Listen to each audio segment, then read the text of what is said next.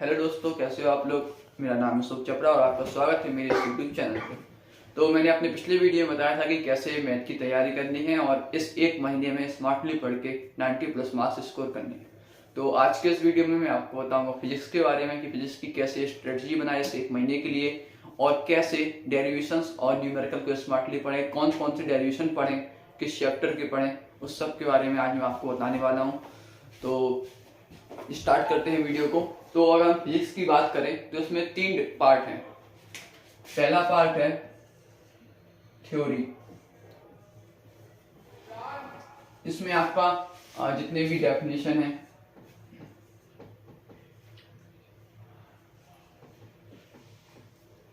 Plus जितने भी फॉर्मूले हैं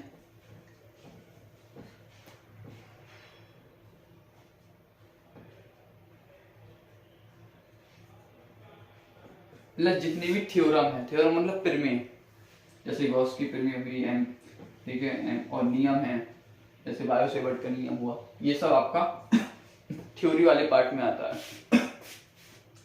दूसरा पार्ट है डेरिवेशन।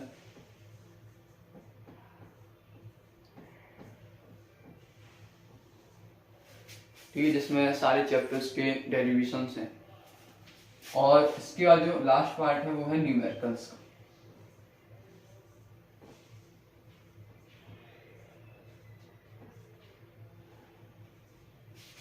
अगर हम फिजिक्स की बोर्ड पेपर की बात करें तो ज्यादातर पोर्शन आपका जो है वो इन दोनों से आता है, अराउंड 7 to 80%। और सबसे इम्पोर्टेंट है डेरिवेशन। मतलब जैसे 70 नंबर का पेपर होता है तो आपको 35 to 40 नंबर्स की डेरिवेशंस मिल जाएंगे। ठीक है, अब हर पार्ट को कैसे पढ़ना है, कहाँ से पढ़ना है, उसके बारे में बात करते हैं। तो पहला पार्ट है थ्योरी।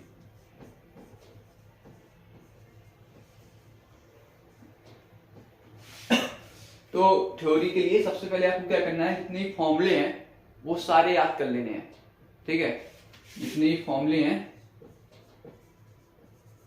वो सारे याद कर लेने हैं।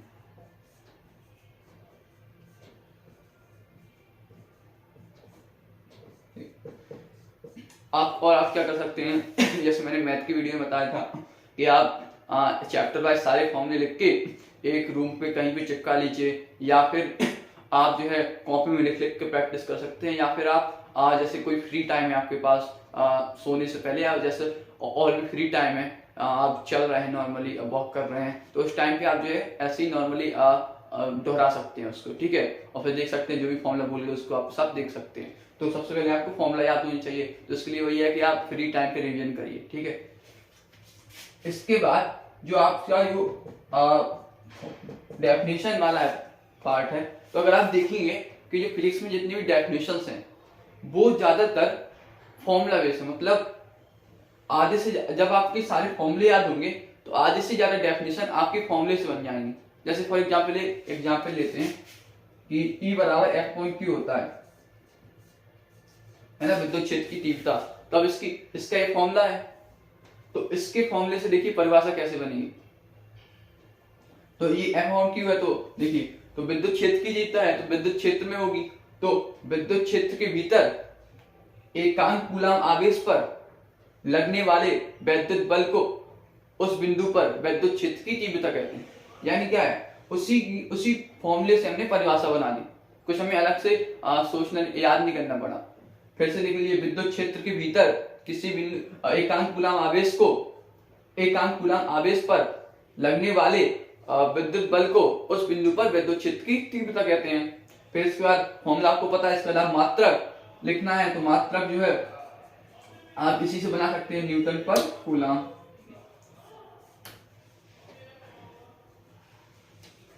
ठीक है, और कई बार ऐसे होता है कि जैसे कई यूनिट या कई राशियां ऐसी होती है जिनके मात्रक थोड़ा सा अलग होते हैं। जैसे धारिता है, तो धारिता में आपका Q/V, तो वो भी हो सकता है, मतलब कूलम पर वोल्ट हो सकता है, लेकिन नॉर्मली जो यूज करते हैं फैराड यूज करते हैं। ठीक है, तो ऐसे ही प्रेरण में हम वो हेनरी यूज करते हैं। ठीक है, तो जो अलग मात्रक हो, मतलब जिनकी थोड़ी अलग नाम हो, उनको जरूर याद कर लेना। ठीक है, तो आपको डेफिनेशन कैसे करनी है यार, तो आप देखेंगे तो जो 70 to 80% जो आपकी डेफिनेशन है वो आपकी फॉर्मूले से सीधे सीधे बनती है। तो आपको फॉर्मूले सबसे पहले याद होनी चाहिए, उसी से आपकी डेफिनेशन बन जाएंगे। हो सकती है 10% डेफिनेशन ऐसे होंगी जो थोड़ा सा अलग होंगी या जो फॉर्मूले बेस नहीं होंगी, तो उसको थोड़ा आपको याद करना पड़ेगा। तो उसके लिए 2-3 बार रिवीजन कर लीजिए, ठीक है। और मात्रक जरूर ध्यान रखिए क्योंकि पेपर में मात्रक भी पूछता है, ठीक है। और जैसे आप कोई सवाल सॉल्व कर रहे हैं, ठीक है, तो उसमें अगर लास्ट में आपने मात्रक नहीं लिखा तो नंबर पूरे नहीं मिलते, ठीक है। इसलिए मात्रक यूनिट बहुत इंपॉर्टेंट है, ठीक है। इसके बाद अगर हम बात करें प्रमेय, तो प्रमेय के आपको सारे स्टेटमेंट याद होने चाहिए। जैसे गॉस की प्रमेय तो उसका स्टेटमेंट क्या है, ठीक है। और इसके बाद जैसे एम्पियर का नियम है, बायो-सेवर्ट का नियम है, जितनी प्रमेय है वो और नियम है ये सब अच्छे से याद कर लीजिए। इसके अलावा उसका जो फॉर्मूला है वो भी याद कर लीजिए, और जो प्रमेय है उनकी उत्पत्ति मतलब प्रूफ, उसको जरूर ध्यान रख लीजिए। जैसे गॉस की प्रमेय है और गॉस की प्रमेय की उत्पत्ति, ये बहुत पूछता है वही। मतलब आपको जो जैसे हर साल 60 सेट होते हैं, 7 सेट, तो उसमें से 1-2 सेट में आएगा ही आएगा। तो गॉस की प्रमेय है, तो जस्ट जो भी आपकी प्रमेय है, तो प्रमेय का स्टेटमेंट अच्छे से याद कर लीजिए, उसका जो फॉर्मूला है वो अच्छे से याद कर लीजिए, और उसका प्रूफ उत्पत्ति वो भी अच्छे से आप जो है देख लीजिए, वो डेरिवेशन, क्योंकि आते ही आता है, ठीक है। तो थ्योरी पार्ट आप समझ गए। सबसे पहले आपको सारे फॉर्मूले याद करने हैं। फॉर्मूले याद करने के बाद डेफिनेशन जो है ज्यादातर आपकी फॉर्मूले से ही बन जाएंगे, और आपको मात्रक याद कर लेने हैं, जो अलग नाम हो वो भी याद कर लेना है। और इसके बाद जो प्रमेय है, तो आपको सारे प्रमेय और नियम याद होने चाहिए, और प्रमेय की उत्पत्ति कि वो प्रूव कैसे होगा वो ध्यान रखना है, ठीक है। इसके बाद आता है डेरिवेशन पार्ट, जो कि सबसे इंपॉर्टेंट पार्ट है। और डेरिवेशन में नॉर्मली स्टूडेंट्स को प्रॉब्लम होती है, क्योंकि उसमें मतलब क्योंकि इसका रीजन ये है कि जैसे अगर हम फिजिक्स की बात करें तो अराउंड आपके 28 चैप्टर होंगे, 28 चैप्टर होंगे, और हर चैप्टर में 3 से 4 डेरिवेशन होंगे। तो मतलब अगर देखेंगे तो आसपास 100 डेरिवेशन होते हैं कुल। तो 100 डेरिवेशन को याद करना बहुत मुश्किल होता है। और अगर आप सोचेंगे और अगर आप रटने की सोचते हैं तो रट सकते नहीं है, क्योंकि बहुत सारे डेरिवेशन है, आप भूलेंगे, एक को दूसरे मिक्स करेंगे, ठीक है। तो इसलिए डेरिवेशन को कैसे समझना है देखिए। तो हम नॉर्मली क्या गलती करते हैं कि हम डेरिवेशन को रटने की कोशिश करते हैं, ठीक है, कि अगर ये स्टेप हुआ, ये फॉर्मूला लगाया, तो उसको रट लो कि यहाँ पे ये फॉर्मूला लगाया, ये लगाया, ठीक है। उसको समझने की कोशिश नहीं करते। तो हमें मेन उसको समझना है, ठीक है। तो इसके लिए सबसे इंपॉर्टेंट क्या है, डायग्राम। जैसे अगर आप देखेंगे तो डेरिवेशन में ऑलमोस्ट सभी डेरिवेशन में, मतलब 90% प्लस डेरिवेशन में कोई ना कोई डायग्राम होगा, कोई ना कोई चित्र होगा। उस चित्र को आप समझिए कि उस चित्र में आखिर वो क्या रहा है। हम आर त्रिज्या का वृत्त मान रहे हैं तो क्यों मान रहे हैं, हमने गॉसियन पृष्ठ बेलनाकार लिया है तो क्यों लिया है, ठीक है। तो जितने भी ये रीजन वाले क्वेश्चन है, समझिए कि इस चित्र में ऐसा हो रहा है तो क्यों हो रहा है। अगर आपको चित्र समझ में आ गया तो आपको जो उसकी वो थ्योरी होती है, मानने वाला पार्ट की, माना आर त्रिज्या का एक वृत्त है, ये किया, माना यहाँ पे ये आवेश रखा, ये सब, तो वो सब आपको इजीली बन जाएगा, क्योंकि जो आपने चित्र में किया है वही आपको जो है थ्योरी रूप में लिखना है, मानना 3-4 लाइन। उसके बाद डेरिवेशन जो चित्र अगर आपको समझ में आ गया तो फिर आपको क्या करना है फॉर्मूला, और जो देखना है क्या प्रूव करना है। सबसे पहले तो अगर हम बात करें डेरिवेशन की,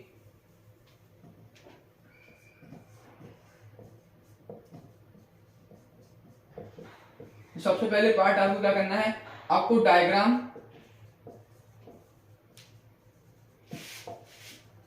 चित्र अच्छे से समझना है।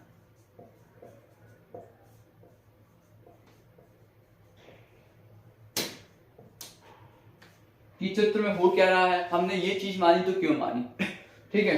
अगर आपको चित्र अच्छे समझ में आ गया तो आपको जो मानने वाला पार्ट है ना, कि माना ये त्रिज्या का वृत्त लिया, इसमें ये बिंदु आवेश रखा, ठीक है, और इसमें बल इस तरफ लगेगा, ये सब जो मानते हैं, ठीक है, इसकी दूरी इतनी है, तो वो सब जो आप रियल में जो चित्र आप बनाते हो ना, जो चित्र में हम जैसे बनाते हैं लाइन खींचते, तो वही सब आपको लिखना है, ठीक है। तो चित्र अच्छे समझ में आना चाहिए। दूसरी बात, फिर आपको देखना है प्रूफ क्या करना है। जैसे कोई प्रमेय है तो जो प्रूव करना है तो वो स्टेटमेंट देखिए, प्रूव क्या करना है। फिर आप देखिए कि जो जैसे प्रूव करना है तो जो उसका जैसे जो नॉर्मल फॉर्मूला है उसको देखिए। जैसे फॉर एग्जांपल गॉस की प्रमेय है, तो गॉस की प्रमेय में क्या है, ये है ना, phi equal to q upon epsilon, है ना। तो आप अब इसके लिए क्या है, आप इसका पहले देखिए नॉर्मल फॉर्मूला क्या होता है जो हमने पढ़ा है फ्लक्स का, वो होता है phi equal to E into d A, है ना, यही होता है ना, अदिश गुणा होता है। तो आप अगर इसको देखेंगे तो ई, और इसको आप खोल लेंगे तो E D A cos theta. तो बस अब आपको क्या करना है, यहां से यहां पहुंचना है। तो अब आप देख लीजिए कौन सी चीज कॉमन है। तो आप देखेंगे तो यहाँ पे ई है, तो अब ई का यहाँ पे आप फॉर्मूला रखेंगे, फिर आप वो करेंगे डीओ में वगैरह आएगा, तो यहाँ से आप यहाँ पे आएंगे।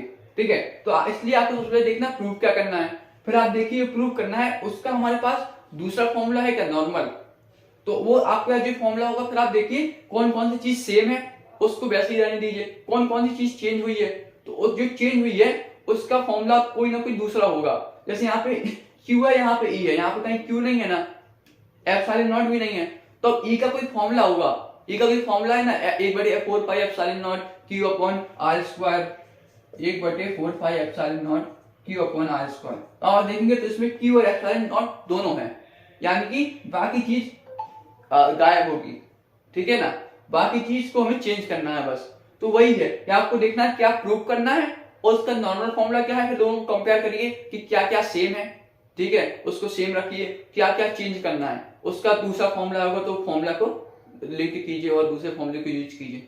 ठीक है, डेरिवेशन को ऐसे आपको समझना है। इसका मैं एक एग्जांपल देके आपको समझाता हूँ कि कैसे। ठीक है, तो अगर आप पहले चैप्टर में आप देखेंगे तो जो विद्युत क्षेत्र वाला है, तो उसमें स्टार्टिंग का डेरिवेशन है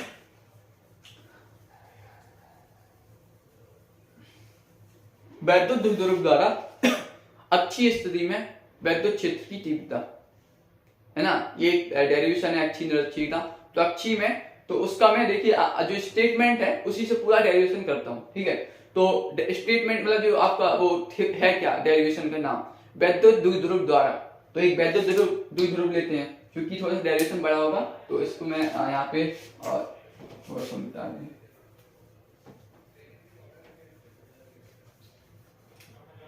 ठीक है, यहाँ पे लिख देता हूं मैं, जो हम डेरिवेशन करने वाले हैं वैद्युत द्विध्रुव द्वारा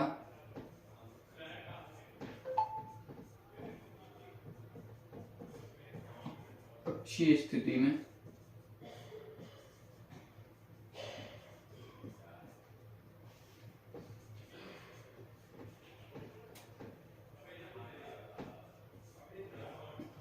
वैद्युत क्षेत्र की तीव्रता ज्ञात करना। इस तरीके से आपका आएगा पेपर में। ठीक है, ये आपकी हेडिंग। तो अब देखिए वैद्युत द्विध्रुव द्वारा, तो सबसे पहले वैद्युत द्विध्रुव बनाएंगे। वैद्युत द्विध्रुव क्या होता है, इसमें क्या होता है कि दो आवेश होते हैं, बिंदु आवेश -q + q, जो एक दूसरे से कितनी दूरी पे रखे होते हैं, 2l दूरी पर। ठीक है, एक सिस्टम है तो 2l दूरी होगी ये। ठीक है, तो हमने वैद्युत द्विध्रुव बना लिया। हमें क्या करना है, अक्षीय स्थिति में। तो अक्षीय स्थिति क्या होती है हमें पहले ये समझना होगा। तो अक्षीय स्थिति मतलब उसी अक्ष में। तो अब जैसे ये देखें, तो अगर ये क्या है, एक तरीके से अगर हम इसको x अक्ष माने तो x अक्ष पे है, तो इसके लिए अक्षीय स्थिति ये होगी इस तरफ। तो अक्षीय स्थिति में हमने मान लिया यहाँ पे कोई पॉइंट है P। ठीक है, अगर यहाँ पे निरक्षीय स्थिति में होता तो हम 90 डिग्री पे लेते, ऊपर या नीचे y अक्ष पे, है ना। तो यही चीज है कि अगर हमने यहाँ पे जो बिंदु पॉइंट हमने यहाँ पे माना, तो यहीं पे क्यों माना, हम यहाँ भी तो मान सकते थे, यहाँ पे भी तो मान सकते थे, यहीं क्यों माना, तो ये हमें समझ में आना चाहिए। ठीक है, इसलिए तो एक एक चीज डायग्राम में समझ में आना चाहिए कि हमने ये पॉइंट यहाँ पे लिया, इस साइड लिया तो क्यों लिया। ठीक है, अच्छी स्थिति ये हम इसकी दूरी मान लेते हैं। तो आप देखिए इसकी जो है जो मिडिल पॉइंट होगा O होगा, और ये दोनों इक्वल होंगे Ln, तो ये हमने मान लिया R है। ठीक है, अब ये नॉर्मल है, ये कितनी होगी आपकी R - L, और ये वाली होगी R + L। ठीक है, और यहाँ पे हमने क्या किया, एक बिंदु परीक्षण आवेश रख दिया। ठीक है, अब जो है अच्छी स्थिति में हमें क्या करना है, वैद्युत क्षेत्र की तीव्रता निकालनी है। वैद्युत क्षेत्र की तीव्रता यानी E निकालनी है। तो वैद्युत क्षेत्र की तीव्रता तो हमें पता है कि हम बिंदु आवेश द्वारा किसी बिंदु पर वैद्युत क्षेत्र की तीव्रता, और यहाँ पे कितने बिंदु आवेश हैं, 2 बिंदु आवेश हैं, तो दोनों के द्वारा 2 विद्युत क्षेत्र की तीव्रता निकलेगी। हम वो मान लेते हैं E1 और E2। तो इसके द्वारा मान लेते हैं इस बिंदु आवेश द्वारा इस बिंदु पर विद्युत क्षेत्र की तीव्रता E1 है।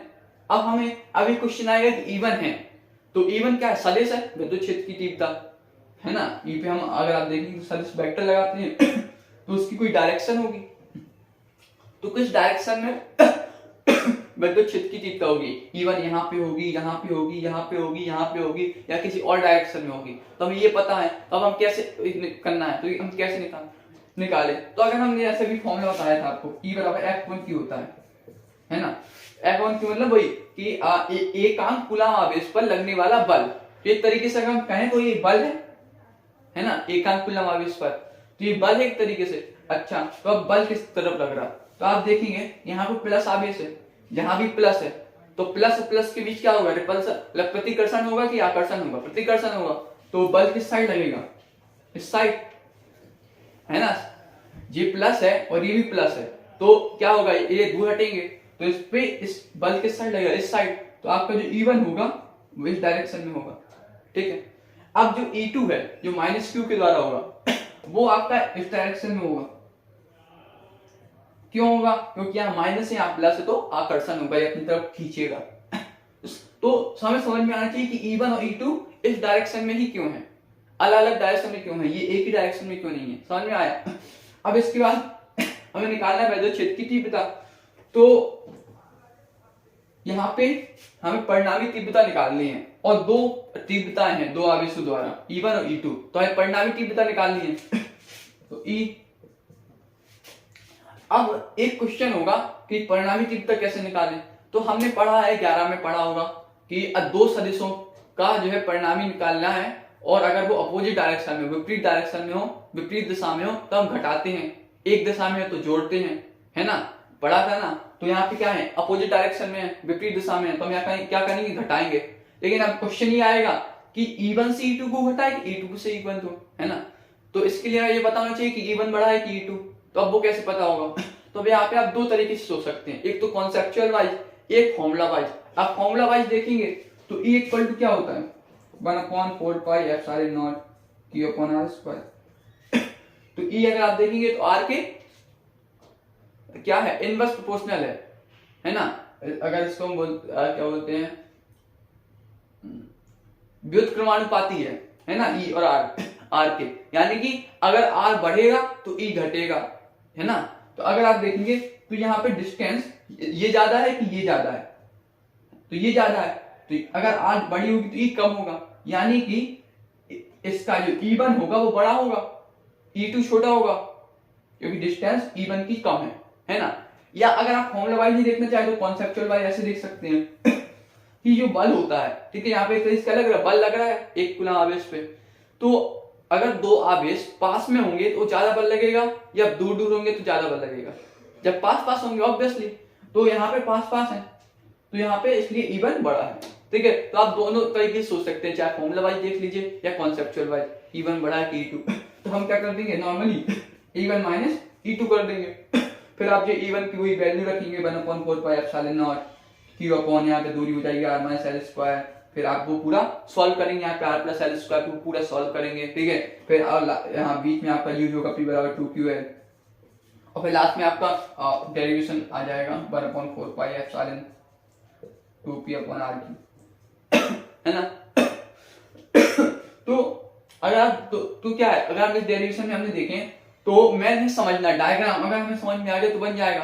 और जैसे इस डायग्राम में ऐसे, जैसे मैंने बताया कि अगर हमने ये पॉइंट क्या इस साइड ही क्यों लिया, हमने यहाँ पे क्यों नहीं लिया, हमें ये पता होना चाहिए रीजन, E1 की डायरेक्शन इस साइड क्यों है, E2 की उस साइड क्यों है, E1 E2 से बड़ा क्यों है, ठीक है। तो ये छोटे छोटे क्वेश्चन हमें पता होने चाहिए, ठीक है। अगर आप समझ के करेंगे ना तो आराम से आपको बन जाएगा, ठीक है। तो जब हमें डायग्राम समझ में आया, अब जो मानने वाला पार्ट था थ्योरी में, तो हम देखिए हमने जो बनाया है वही हम मानेंगे। कैसे माने? वैद्युत द्विध्रुव है जिसमें -Q प्लस Q आवेश के दो बिंदु आवेश 2L दूरी पर स्थित है, यही हमने किया। हमने क्या किया?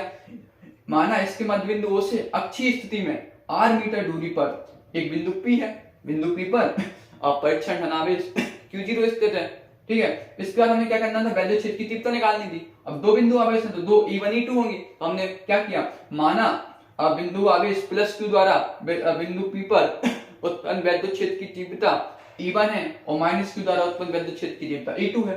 बस इतना आपको जो है थ्योरी पार्ट हो जाएगा। और अगर आप लिखने जाए तो बिंदु P पर परिणामी तीव्रता E है, फिर इसके बाद आपको E बराबर E1 माइनस E2 करना है वो, ठीक है, और ये आपका पूरा आ जाएगा। तो डायग्राम समझ में आ गया तो आपको पूरा वो बन जाएगा थ्योरी पार्ट कैसे मानना है। इसमें क्या है, अब जैसे हमने E का यूज क्यों किया है ना, तो हमें निकालना क्या है, आप ये देखिए वैद्युत क्षेत्र की तीव्रता निकालनी है, तो हम वैद्युत क्षेत्र का फॉर्मूला यूज करेंगे। तो हमने वैद्युत क्षेत्र की तीव्रता के लिए फॉर्मूला यूज किया, मतलब तीव्रता यूज की। तो अब यहाँ पे देखिए दो तीव्रता है तो वो सदिश है, तो हमने उनका क्या किया, दो सदिश का परिणामी निकाला, तो अपोजिट डायरेक्शन में माइनस किया, फिर हमने फॉर्मूला रख दिया और सॉल्व कर दिया, है ना। तो वही है कि अगर आपको डायग्राम समझ में आ गया और ये समझ में आ गया कि क्वेश्चन में पूछ क्या रहा है, तो डेरिवेशन बहुत इजी है। मेन चीज समझना, ठीक है। अगर आप डेरिवेशन को समझोगे तो बहुत इजी लगेगा, और अगर आप रटोगे, आप ये रटोगे कि E1 को इस डायरेक्शन में करना है, E2 को इस डायरेक्शन में करना है, ध्यान, और रटोगे आप E1 बड़ा है E2 नहीं बड़ा, E2 छोटा है, तो आपको क्या होगा, पेपर में आपका मिक्स भी होगा, भूल भी सकते हो और उल्टा कर सकते हो सकता है आप E2 इस साइड कर दो, है ना, रटो, लेकिन कोई कंफ्यूजन होगा इस साइड था कि इस साइड, तो इसलिए मेन चीजें समझो कॉन्सेप्ट, ठीक है। तो आई होप ऐसे ये डेरिवेशन आपको समझ में आया होगा, और कैसे बाकी डेरिवेशन कैसे समझने ये समझ में आया होगा, ठीक है। तो इस तरीके से आपको डेरिवेशन करना है। अगर चूंकि डेरिवेशन बहुत ज्यादा है, आई थिंक 90-100 है, तो अगर आपको सब नहीं हो पा रहा है तो आप क्या कीजिए कि आप पिछले PYQ देखिए 2-3 साल के, उसमें आप देखिए किस चैप्टर की ज्यादा डेरिवेशन आ रहे हैं, कौन से डेरिवेशन बार बार रिपीट हो रहे हैं, ठीक है ना, तो उसको आप अच्छे से कर लीजिए, ठीक है। इसके अलावा कौन कौन से इंपॉर्टेंट डेरिवेशन हैं उसकी वीडियो भी मैं जल्द से जल्द अपलोड करूंगा कुछ दिनों बाद, ठीक है। तो इसके बाद अगला जो पार्ट है वो है न्यूमेरिकल। तो न्यूमेरिकल में जैसे मेन चीज क्या है कि आपको क्वेश्चन को समझना है,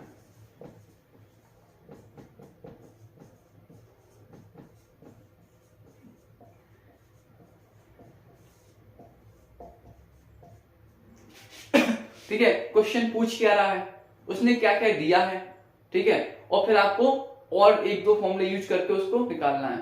अगर आप देखेंगे बोर्ड पेपर में तो जो ज्यादातर जो न्यूमेरिकल आते हैं वो सिंपल आते हैं, मतलब सीधे आपका फॉर्मूला बेस होगा, आपको फॉर्मूला यूज करना है, कैलकुलेशन करनी है और आपका आंसर आ जाएगा। 2-3 न्यूमेरिकल लास्ट में ऐसे होते हैं 5 नंबर में, जो थोड़ा सा डिफिकल्ट होते हैं, जिसमें थोड़ा सा अलग सोचना पड़ता है, या जो मतलब नॉर्मली आपको बिना प्रैक्टिस के नहीं बनेगा, ठीक है। लेकिन बाकी जो न्यूमेरिकल होते हैं वो इजी होते हैं, ठीक है। और लास्ट में जो है डेरिवेशन भी ऑप्शन में आता है, अगर आपकी डेरिवेशन अच्छे से क्लियर है तो क्या होगा कि लास्ट में आप डेरिवेशन भी वो कर सकते हैं, मतलब लास्ट के 5 नंबर वाले क्वेश्चंस में। अगर हम न्यूमेरिकल्स की बात करें तो न्यूमेरिकल में एक तो फॉर्मूला टाइप है, दूसरा न्यूमेरिकल, और दूसरे हैं आपके पास डायग्राम टाइप। जैसे अगर आप छठा चैप्टर है तो उसमें सर्किट वगैरह की यूज होगा, ठीक है, तो जिसमें सर्किट वगैरह यूज है, जिसमें आपको तुल्य प्रतिरोध निकालना है, ठीक है। इसके अलावा जैसे लेंस वाले क्वेश्चन है उसमें डायग्राम यूज करना पड़ता है, उसमें डायग्राम अपने मन से बनाना पड़ता है ना, कंडीशंस देखने के लिए। तो आपको जैसे आपको मान लो क्वेश्चन है तुल्य प्रतिरोध निकालना है, एक सर्किट है, तो अगर आपको ये पता होगा कि जो है कि प्रतिरोध जो है समांतर, कौन से प्रतिरोध समांतर क्रम में है, कौन से प्रतिरोध श्रेणी क्रम में है, तो उसको आप इजीली आप जो है तुल्य प्रतिरोध निकाल लोगे। तो इसलिए आपको कॉन्सेप्ट क्लियर होना चाहिए कि समांतर क्रम में कैसे है वो कैसे जाने, श्रेणी क्रम में कैसे है वो जाने, तो इसलिए आपको कॉन्सेप्ट क्लियर होने चाहिए और फॉर्मूले क्लियर होने चाहिए। तो इसमें मतलब 2 टाइप के क्वेश्चन है, एक तो आपका है कि मतलब जिसमें डायग्राम नहीं है, तो उसमें मतलब नॉर्मली क्या है कि आपको फॉर्मूले को समझना है, और जो है स्टार्टिंग के जो क्वेश्चन आते हैं वो मतलब सीधे सीधे मतलब आपको फॉर्मूले लिखना है। जैसे कोई स्टार्टिंग से आपको 2 नंबर का और 3 नंबर के जो क्वेश्चन आते हैं, 2-3 नंबर के जो क्वेश्चन आते हैं उसमें अगर आप देखेंगे पिछले PYQ में तो ज्यादातर क्वेश्चन सीधे सीधे होते हैं कि मतलब जैसे कोई फॉर्मूला है, जैसे मान लो फॉर एग्जांपल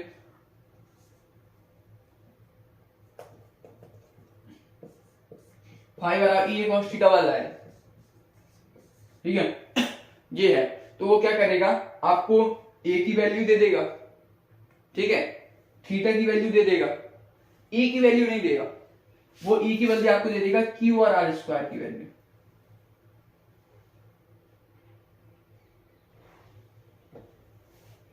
ठीक है। तो E की जगह आपको क्या दे देगा, Q अपॉन R स्क्वायर की वैल्यू। तो आपको क्या करना है कि E की जो फॉर्मूला है 1/4 Q अपॉन R स्क्वायर से उससे E की वैल्यू निकालना है, फिर आपको इसमें रख के फाई की वैल्यू निकालना है। इस तरीके के क्वेश्चन आपको मिलेंगे, मतलब आपको फॉर्मूले को लिंक करना है, 2-3 फॉर्मूले का यूज करना है और कैलकुलेशन करनी है और आ जाएगा। ठीक है। इसके अलावा जो सर्किट वाले क्वेश्चन है उसमें आपका जो है थोड़ा सा मतलब कॉन्सेप्ट क्लियर होना चाहिए कि कौन से प्रतिरोध समांतर क्रम में है, कौन सा श्रेणी क्रम में है, ठीक है। अगर जैसे डेरिवेशन है तो उसमें अगर आपको डायग्राम समझ में आ गया, चित्र समझ में आ गया तो आपको क्वेश्चन बन जाएगा। ठीक इसी तरीके से न्यूमेरिकल्स में जो सर्किट वाले क्वेश्चन होते हैं, जो डायग्राम वाले क्वेश्चन होते हैं, अगर उसमें आपको डायग्राम समझ में आ गया तो आपको पूरा क्वेश्चन समझ में आ जाएगा कैसे कैलकुलेशन करनी है, क्या करना है, क्या निकालना है, ठीक है। तो इसलिए डायग्राम बहुत इंपॉर्टेंट है, ठीक है। इसके अलावा अगर ऐसे न्यूमेरिकल की बात करें तो 28 चैप्टर आपके हैं कुल, तो हर चैप्टर में अगर आप देखेंगे तो ऑन एन एवरेज 70 से 80 60-70 क्वेश्चन होते हैं न्यूमेरिकल में। तो आप चूंकि एक महीना बचा है तो अब सारे न्यूमेरिकल लगाना पॉसिबल नहीं है, तो अब आपके पास क्या कर सकते हैं, दो ऑप्शन है। पहला ये है कि अगर आपके पास मतलब आप टाइम मैनेज कर सकते हो, आप ज्यादा मतलब एफर्ट डाल सकते हो, तो आप क्या करिए सारे 60-70 क्वेश्चन मत लगाइए। आप क्या कीजिए इंपॉर्टेंट 15-20 क्वेश्चन हर चैप्टर से किताब के लगा मतलब 30-30 क्वेश्चन लगा लीजिए, ठीक है। क्योंकि अगर आप देखेंगे किताब में जो एक्सरसाइज होती है तो उसमें आप देखेंगे स्टार्टिंग में 10-15 क्वेश्चन सीधे फॉर्मूला बेस होते हैं, ठीक है। इसके अलावा कई क्वेश्चन ऐसे होते हैं जो मतलब रिपीट होते हैं। मतलब आपने एक क्वेश्चन लगा लिया 11वां नंबर, तो आपको 12वां 13वां 14वां सेम उसी तरीके के मिलेंगे, सिर्फ नंबर चेंज होंगे, ठीक है, संख्याएं चेंज होंगी, तो उसको आप छोड़ दीजिए। तो अगर आप पूरी चैप्टर में देखेंगे तो आपको 4 से 5 टाइप के क्वेश्चन मिलेंगे, ठीक है। तो उन हर टाइप के 6-7 क्वेश्चन की आप प्रैक्टिस कर लीजिए, ठीक है। तो अगर आपके पास टाइम है और आप मतलब मैनेज कर सकते हो अगले एक महीने के लिए, तो आप क्या कीजिए क्वेश्चन बुक में जाइए और जो भी मतलब अलग अलग टाइप की जो ना सारी टाइप के क्वेश्चन लगाइए, 4-4 5-5, ठीक है। और जो रिपीटेड हो या जो सीधे फॉर्मूला बेस हो उनको मत लगाइए, ठीक है। अगर आपके पास मान लो उतना ज्यादा टाइम नहीं है, आपको बाकी सब्जेक्ट्स मैनेज करनी है, मैथ है, केमिस्ट्री है, ठीक है, और आपको डेरिवेशन वगैरह भी पढ़ना है, वो भी क्लियर नहीं है चैप्टर, तो आप क्या कीजिए कि आप बुक के क्वेश्चन मत लगाइए, आप मॉडल पेपर में जाइए। मॉडल पेपर में आपको हर चैप्टर में 10 क्वेश्चन अराउंड मिल जाएंगे, 10 से 15 क्वेश्चन मिल जाएंगे। तो उन 10 से 15 क्वेश्चन को अच्छे से लगाइए, 2-3 बार रिवीजन कीजिए। तो आपको क्या करना है, मॉडल पेपर के जो क्वेश्चंस हैं, न्यूमेरिकल्स हैं, उनको लगाना है, ठीक है। 10 से 15 न्यूमेरिकल होते हैं इंपॉर्टेंट, उनको आपको हर चैप्टर के लगा लेना है, ठीक है। इसके अलावा आपको क्या करना है, पीवाईक्यू में जाना है 2-3 साल के, उसमें आपको ये देखना है किस चैप्टर से ज्यादा न्यूमेरिकल आ रहा है, किस टाइप के न्यूमेरिकल ज्यादा आ रहे हैं, उनकी ज्यादा प्रैक्टिस करना है। फॉर एग्जाम्पल अगर आप देखेंगे तो हमेशा से प्रत्यावर्ती धारा है जो 11वां चैप्टर, उससे हमेशा एक क्वेश्चन जरूर आता है, 1 या 2 क्वेश्चन आएगा न्यूमेरिकल का, ठीक है। इसके अलावा जो 6वां चैप्टर है,